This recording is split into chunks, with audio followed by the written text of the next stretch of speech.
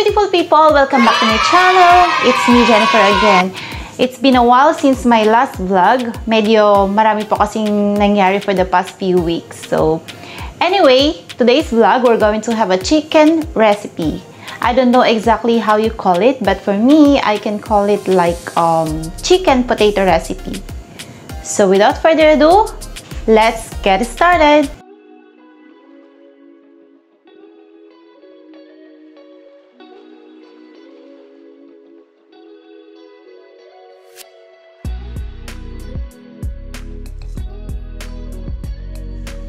So these are the ingredients that we will be needing. Of course, we have here the chicken thighs, egg, breading, the two different kind of cheese. I'm going to put mozzarella and cheddar cheese. And of course, the potato, the boiled potato, flour, black pepper, and salt. Okay guys, so let's start. Let's first mash our potato. I think I have to use a fork first.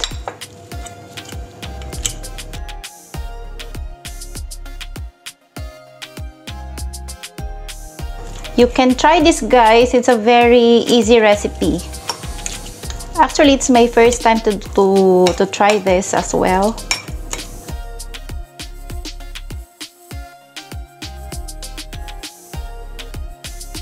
Now let's add the chicken thighs.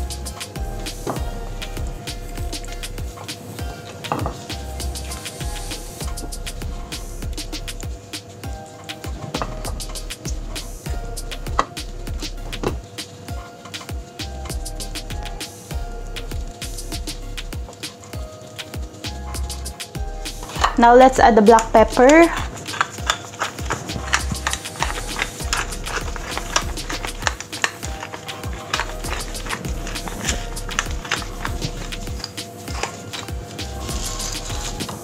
Salt.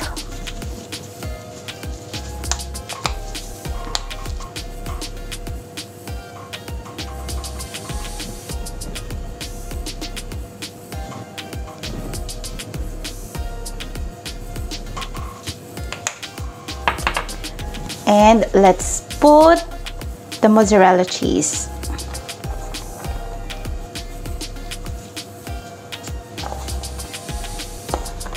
We're going to add a little bit later. And the cheddar cheese. Flour.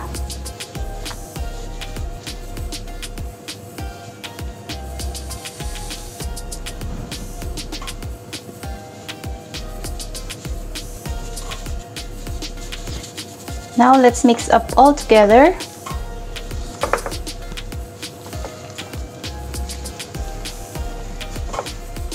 Now that we're done mixing all the ingredients, let's put it into the bones.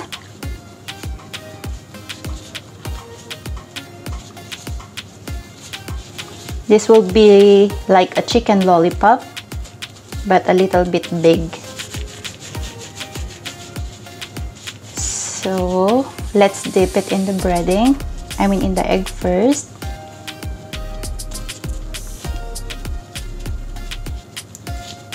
Okay. So let's dip it in the egg.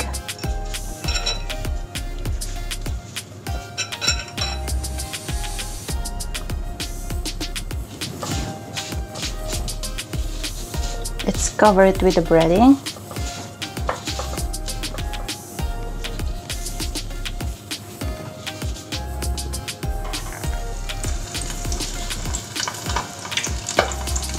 Let's have one more.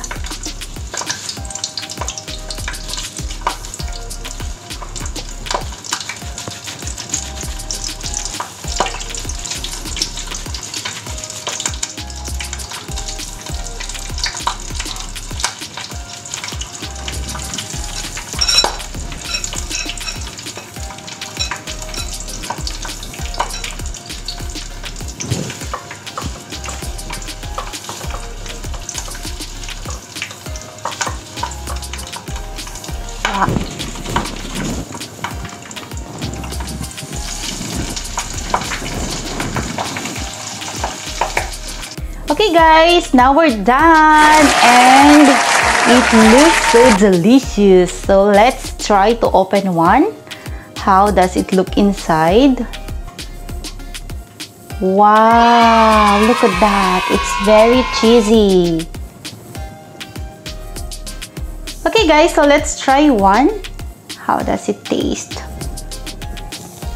Wow! Super yummy. Can I have one more bite? Wow!